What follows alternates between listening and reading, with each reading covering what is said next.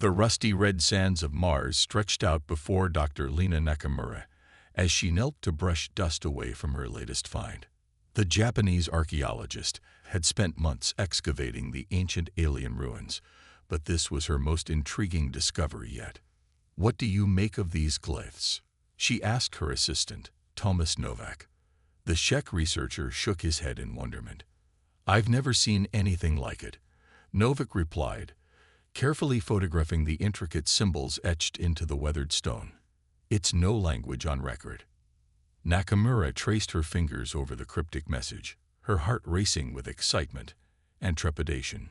She had a feeling this was more than just another relic of a long-vanished Martian civilization. After hours of meticulous documenting, she transmitted images of the find back to mission control on Earth. It didn't take long for the translations to come back. "The gateway lies beneath the sands of Thorax Prime," Nakamura read aloud, her voice echoing off the ancient stone walls. "Beyond, a power to pierce the veil of space and time. A legacy abandoned, waiting to be claimed." News of the discovery spread like wildfire. The Global Space Agency dispatched their top researchers and xenolinguists to scour the ruins for more clues to this mysterious power. Coordinates were extracted from fragmentary star charts etched into crumbling walls. "We must mount an expedition at once," declared the GSA's Director General. "This is the find of the millennium. A chance to leap forward centuries in our understanding of the cosmos." Captain Marcus Brenner, commander of the exploration vessel ESS Prometheus, received his orders. He was to lead a team of Earth's brightest scientists and bravest astronauts to the uncharted reaches of space, following the coordinates deciphered from the ruins. Their mission: discover the nature of this mysterious alien technology and secure it for humanity.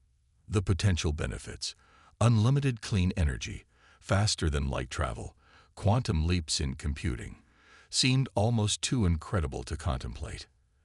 As the Prometheus blasted off from Earth orbit, Brenner gazed out the viewport at the blue marble of his homeworld receding behind them. He knew the hopes of billions rested on the shoulders of his crew. He only prayed they were up to the task.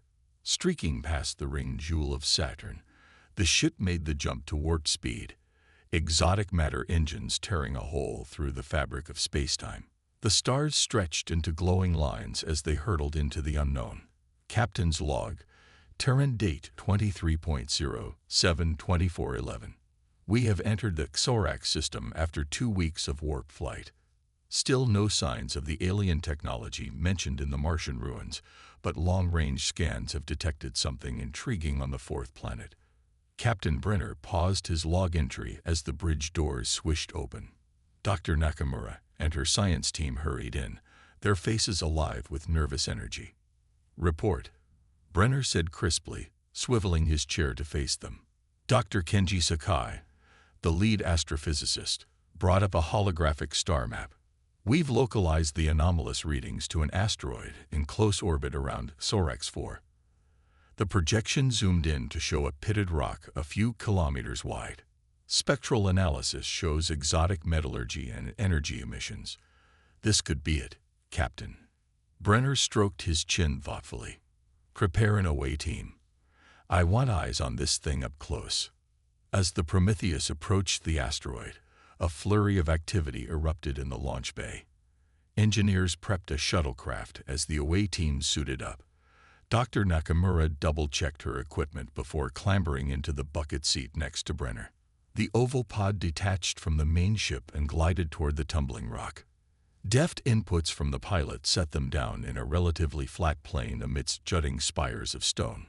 Brenner and Nakamura stepped out onto the barren surface, the crunch of regolith under their boots the only sound in the still vacuum. Scanners and plasma cutters in hand, they made their way toward the highest energy readings.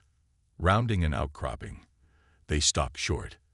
A huge airlock door was set into the rock face, the same strange glyphs from the Martian ruins etched into its oxidized metal surface. "I don't believe it," Nakamura breathed.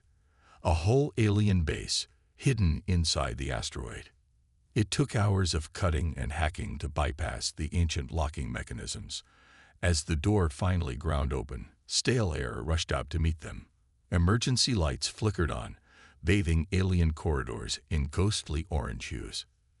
They made their way deeper into the eerie, abandoned station, toward the source of the power readings. Nakamura ran her fingers wonderingly over the strange controls and displays. Even long dormant, the technology here was centuries beyond anything on Earth. "I think this was some sort of research outpost," she told Brenner over the radio. "There are labs, workshops, data cores, but no sign yet of." "Captain, you need to see this," crackled the voice of Sakai over the comms. "We're in the central chamber, and I've never seen anything like it." Brenner and Nakamura exchanged a glance and hurried to join them. They emerged into a cavernous space dominated by a huge metal torus, easily 100 meters wide.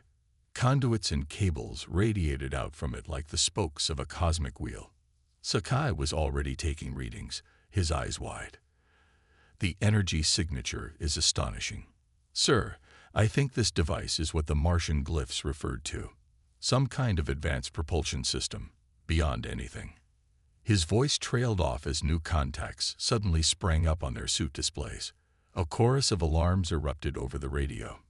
"Captain Brenner, we've got incoming ships," reported his first officer from the Prometheus. Configuration and energy signature matched the Zorian Empire. They're headed straight for the asteroid. Brenner felt his stomach clench. The xenophobic Zorians were infamous for their brutality, their fanatical devotion to their god emperor. If they seized this technology, "Doctor, download as much of the station database as you can," he ordered Nakamura. "We may have to evacuate on short notice." As the crew scrambled to retrieve data and samples, Brenner steeled himself for a confrontation. The most significant discovery in human history hung in the balance, and he would not let it fall into the wrong hands. Brenner paced the bridge of the Prometheus like a caged tiger, watching the Zorian warships assemble on the viewscreen. 3 massive dreadnoughts, their spiked hulls bristling with guns and spines, hung in space against the violet haze of the Thorax Nebula. "Their commander is hailing us, sir," reported comms officer Liu. Brenner straightened his uniform and stood ramrod straight. On screen, the face that flickered into view was all hard angles and sharp teeth, humanoid but predatory. Gray skin was pulled tight over pronounced brow ridges, and cold yellow eyes glittered with malice. "I am Battlelord Kravox of the Zorian Imperial Navy," the alien intoned, voice reedy but full of menace. "In the name of his supreme divinity, the God Emperor, you will turn over the artifact and all your data immediately." Brenner ground his teeth but kept his voice level. "This is Captain Marcus Brenner of the Terran ship Prometheus. With respect, Battlelord, we have a prior claim to this technology. My government asks that you withdraw and allow us to continue our investigation." Kravox curled his lip in a sneer. "Your claim is worthless, Earther. Your species are newcomers scratching the cosmic dirt. The Zorax Imperium has held sway over this region for millennia. You will comply or face destruction." As if to punctuate his threat, new contacts materialized on the tactical display as a dozen more Zorian ships dropped out of warp, bolstering the forces massed against the Prometheus. Brenner cut the comlink and turned grimly to his crew. "Battle stations, raise shields and charge weapons, and someone get me Nakamura up here now." In the lab decks, a squad of Marines set up barricades and braced energy weapons as the scientists worked frantically to download alien schematics. Dr. Nakamura burst onto the bridge, her face drawn. "We've decrypted more of their records," she reported breathlessly. "The device appears to be a prototype hyperdrive using quantum tunnel technology. In theory, it could allow a ship to transit light years almost instantly, without even entering higher dimensional warp space. An unprecedented breakthrough." Brenner nodded. "And now the Zorians will have it over my dead body. What's the status of the download?" 60% and rising," Nakamura replied. "If we can bypass their tertiary firewalls, we should have nearly all the technical specs in a few." She was cut off by a teeth-rattling boom as the first Zorian salvo crashed against their shields. "They've opened fire," shouted Tactical Officer Reeves. "Shields holding, but I don't know how long we can take this pounding." Brenner leaped into the command chair. "Get that data, Doctor." "Reeves, return fire, full spread. Concentrate on their forward shield generators." The Prometheus shuddered as its particle beams and key torpedoes lanced out, splashing fire across the hulls of the Zorian ships. But the dreadnought shields held firm, and they kept pouring plasma bolts and kinetic slugs into the lone Terran vessel. In the alien base, the science teams were in chaos as the battle raged above them. Equipment crashed to the decks and sparks fountained from severed power lines as the ancient station shook under the impacts. "Transferring files now," shouted Sakai over the din. 15%, 30, 50. On the Prometheus bridge, Reeves wiped blood from his face, his console a mass of shattered glass and twisted metal. "Shields critical. Hull breaches on decks 4, 7, and 12. We're venting atmosphere." The ship bucked like a wild animal as more shots drilled into its flank. "Rear out power from engines to shields and weapons," Brenner commanded. "Hold her together, Reeves. The survival of the human race may depend on it." Another volley crashed home, and alarms shrieked as the lights flickered and died. In the sudden gloom and silence, Brenner thought of Earth, the green hills and blue oceans he might never see again. But he shook it off, determination steeling his spine. The Zorians would not win this day. Whatever it took, the quantum drive would be humanity's salvation against the darkness of the void, if they could only hold out a little longer. In the bowels of the alien station, Dr. Nakamura worked frantically at the control panels, sweat plastering her hair to her forehead inside her helmet. All around her, the ancient structure groaned and shuddered as the battle outside intensified. Come on," she muttered, fingers flying over the glowing glyphs. "This can't all be for nothing." With a sudden whoop of joy from Sakai, the main lights flickered on, and a low hum built beneath their feet. "The power core is operational," he exclaimed. "Backup systems coming online. Now." Nakamura allowed herself a tight smile of relief. With the station's own power restored, they could finally delve into its central databanks and hopefully find the key to the quantum tunnel drive. "Let's see what we've got," she said, linking her suit computer to the alien mainframe.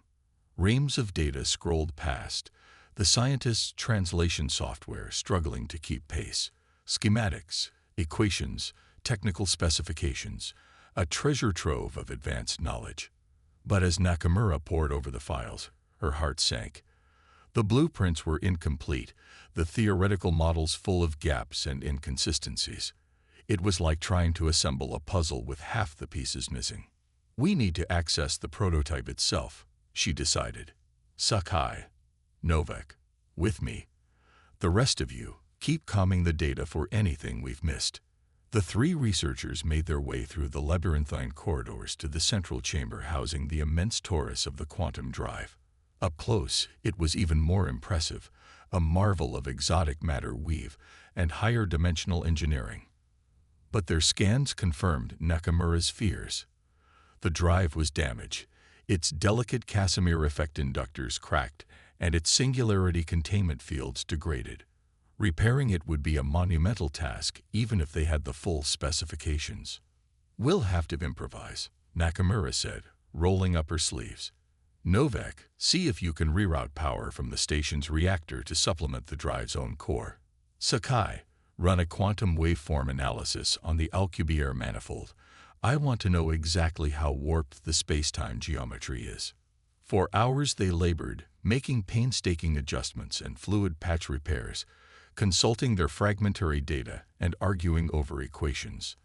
The whole time, the terrible knowledge hung over them that above, their comrades on the Prometheus were fighting and dying to buy them just a little more time.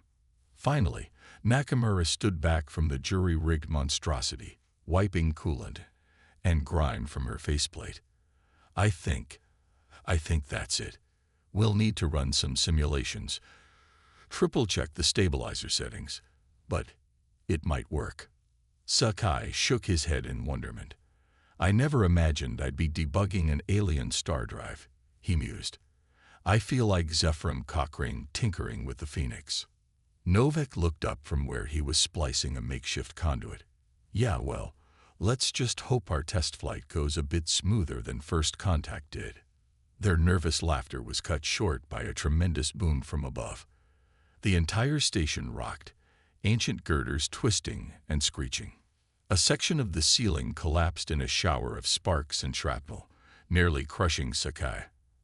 That sounded bad, Novak said quietly, fear in his eyes. I think maybe the Prometheus. Nakamura felt a cold hand clutch her heart.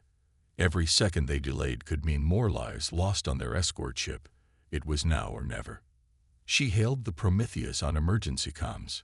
Captain Brenner, this is Nakamura. We think we've got the quantum drive operational. It's risky as hell, but a burst of static, then Brenner's voice, strained but determined. Understood, Doctor. At this point, risky beats dead by a country mile. We're on our way to you. Get that thing ready for emergency evac. As the comm clicked off, Nakamura turned to her team, squaring her shoulders. You heard the man. Let's light this candle and pray it doesn't blow up in our faces. With trembling hands, they made the final connections, rerouted the last trickle of power to the drive containment fields. The status displays flickered from angry red to cautious amber. Quantum tunnel drive online, Sakai reported, his voice hushed with awe. All systems nominal. Jesus, Lena, I think you actually did it. Nakamura just nodded, not trusting herself to speak. Against all odds, through ingenuity and sheer desperate determination, they'd brought an impossible dream to life. Now they just had to escape with it into the stars, with the most powerful empire in the known galaxy hot on their heels. No pressure, she thought, only the future of the human race riding on our warp bubble. Captain Brenner clung to the arms of his command chair as the Prometheus shook around him, the bridge a chaotic din of blaring alarms and fire. On the view screen, the hulking forms of the Zorian dreadnoughts loomed like monstrous predators closing in for the kill. Shields are gone. Tactical Officer Reeves shouted over the cacophony. We've got hull breaches on 20 decks, MAC cannons 3 and 4 destroyed. Captain, we can't take much more of this. Brenner gritted his teeth, his mind racing. With a Herculean effort, Dr. Nakamura and her team had repaired the alien quantum drive. But the Prometheus was still pinned down, unable to break away and dock with the station to retrieve them and the priceless technology. He had to buy more time. But how could one battered exploration ship hold off an entire Zorian battle group? Suddenly, an idea struck him like a lightning bolt. It was a desperate gamble. Suddenly, an idea struck Brenner like a lightning bolt. It was a desperate gamble. But at this point, what did they have to lose? Open a channel to the Zorian flagship, he ordered. It's time to play our last card. The scared, predatory face of Battlelord Krevox flickered onto the view screen, his yellow eyes narrowed in suspicion. Have you finally come to your senses, Earther? He growled. Ready to surrender your pitiful ship and the artifact? Brenner forced a confident smile. Quite the contrary, Battlelord. I've called to offer you a deal. Krevox's brow ridges rose in surprise, then lowered in a scowl. What trickery is this? You are in no position to bargain. Hear me out, Brenner said smoothly. We've analyzed the quantum drive technology. Alone, it's an amazing find. But there's so much more. The aliens who built it were working on something even greater. He nodded to Comms Officer Liu, who punched a command into his console. A complex schematic appeared on the screen, all esoteric equations and pulsing energy nodes. Behold, Brenner intoned dramatically, the blueprints for a device that could alter the very fabric of the universe, a megastructure that could harness the power of a quasar, rip open wormholes, even manipulate time itself. The quantum drive is just a piece of this larger cosmic puzzle. He was BSing hard, making it up as he went, but he sold it with every ounce of conviction he could muster.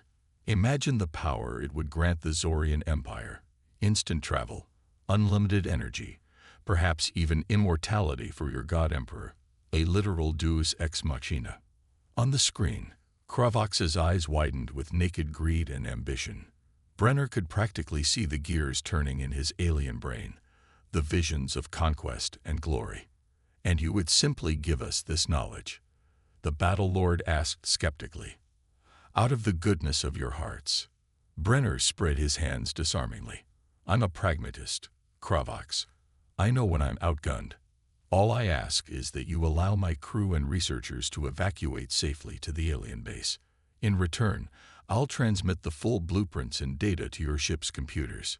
You can claim the quantum drive for the Imperium, and my people get to live. Everyone wins. He held his breath, praying the Zorians of Varys would outweigh his suspicion. For a long moment, Kravox stared at him, reptilian eyes inscrutable. Then he broke into a sharp-toothed grin. I accept your terms, Earther. Transmit the data to us, then withdraw your people to the base. But know this, if you attempt to deceive the Imperium, there will be nowhere in this universe you can hide from my wrath.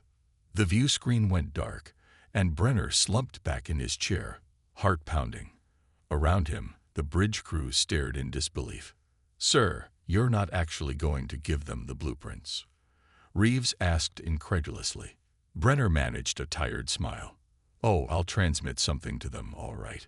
Liu, send them the junk data packet we prepared, the one with the corrupt algorithms and false equations. By the time they realize it's worthless, we'll be long gone. As Liu worked frantically to package the fake blueprint data and squirt it to the Zorian flagship on a tight beam, Brenner opened a secure comm channel to Dr. Nakamura. Lena, are you ready to receive us? I've bought you a small window, but we'll need to make this quick. On the screen, Nakamura's face was streaked with sweat and grime, but her eyes shone with fierce determination. The drive is as ready as it'll ever be, Marcus. Dock with the base, and get your people over here ASAP. We'll worry about the fine-tuning once we're away. Brenner nodded grimly. He turned to his helmsman. Ensign Joe, plot a minimum energy course to the station airlock. Keep it smooth and steady. No sudden moves to spook our friends out there. As the Prometheus limped towards the looming bulk of the alien asteroid base, Brenner gripped the arms of his chair until his knuckles whitened, silently willing the wounded ship to hold together just a little longer. The lives of his crew, the fate of the quantum drive technology, the future course of human history itself, all rode on this last desperate play. It was the biggest bluff of his life, a gambit that made Livingston's game of chance at Sigma Yosha look like a schoolyard dare. But as a wise man once said, sometimes you just had to punch your way through. And if you were very lucky, you might just wind up making the greatest leap forward since warp drive. The ship shuddered as the docking clamps engaged, the airlock hatch rolling open to reveal Dr. Nakamura's anxious face. Brenner smiled tightly. Bluff or double bluff, fate or chance, or sheer human grit and determination. One way or another, they were about to find out. All right, people, look alive, he barked to his crew. We're riding this warp bubble come hell or high water. Let's bring our folks home, along with the key to the universe itself. Thundering boots echoed through the strange, curving corridors of the alien base as the crew of the Prometheus charged towards the central chamber housing the repaired quantum drive. Captain Brenner led the way, phase pistol in hand, his face grim and determined. They burst into the cavernous room to find Dr. Nakamura and her team hunched over the towering machine, making final adjustments with desperate haste. The humming of the drive's power core vibrated in their bones, the metallic taste of exotic energies sharp on their tongues. Lena, Brenner called out. We've got to move now. The Zorians could realize our deception at any second. Nakamura looked up from her feverish calibrations, her hair wild, eyes bright with a manic light. One moment, Marcus. If we don't get these harmonic oscillations exactly right, The warp bubble could collapse mid-jump and scatter our atoms across half the galaxy. Brenner bit back a curse, pacing like a caged tiger. Every second they delayed was another chance for the Zorians to call their bluff, to bring the wrath of an empire crashing down upon them. Suddenly, the base shuddered under a massive impact. Alarms blared, ancient structural beams groaning in protest. On the heels of the noise came the dreaded voice of Battle Lord Kravox over the comms, thick with rage. "Treacherous Earthers, you sought to deceive the Imperium with false knowledge. The God Emperor's punishment for such insolence is annihilation." Brenner met Nakamura's wide, frightened eyes across the machine. "Time's up, Doctor. We have to go now, ready or not." Nakamura took a shuddering breath and nodded, connecting umbilical to the Prometheus. "Now. Drive course spooling up. Prepare for quantum tunnel transition on my mark." The ship shook again as the Zorian fleet opened fire with renewed fury, their weapons tearing through the weakened shields, gouging deep wounds into the hull. The crew stumbled and clung to the bulkheads, the deck pitching beneath their feet. "Power at 80%. Sakai shouted over the deepening rumble of the drive. 90. Quantum waveforms approaching criticality. Nakamura's fingers flew over the controls, her face bathed in the eldritch blue glow of the swirling singularity at the heart of the machine. Subspace tensor field established. Alcubierre geometry locked in. Casimir engine oscillations approaching resonance threshold. The noise and vibration built to a fever pitch, a bone-shaking crescendo that threatened to rattle the fillings from their teeth. Brenner felt a sudden, gut-wrenching lurch as local space-time twisted into impossible configurations around the ship. Quantum tunnel driving engaging. Nakamura cried, her voice raw. In 3, 2, 1, jump. For a frozen, eternal instant, reality shattered.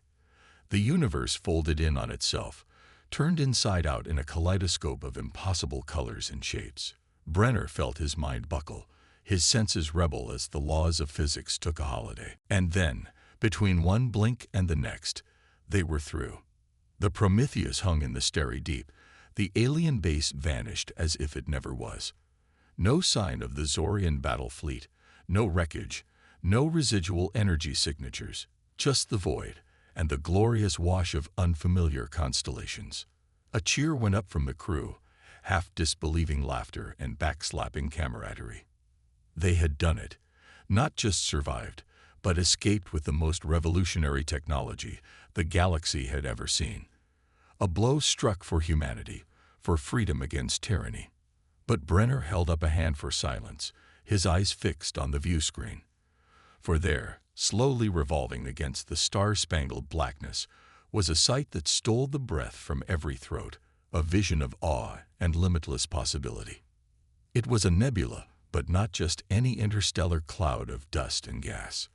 Vast and sprawling, it spanned nearly a quarter of the sky, a luminous expanse of delicate filigree and tendrils of glowing plasma.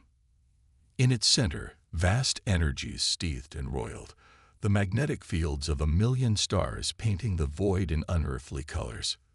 Where are we?" someone whispered, breaking the spell.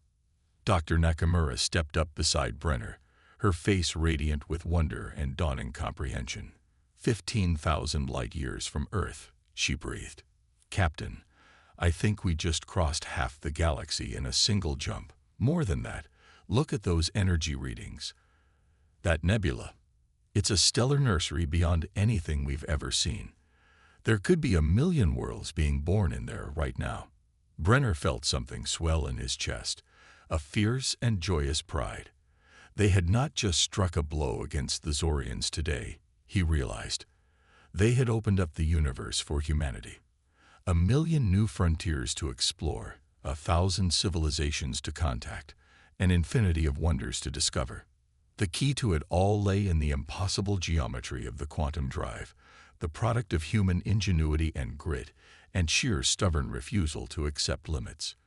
With that power, they could go anywhere, see everything, spread the light of human knowledge to the farthest reaches of the cosmos. He clasped Nakamura's shoulder, meeting her shining gaze. "I guess you'd better get to work, Doctor. We've got one hell of a map to draw, and a whole lot of strange new worlds to explore."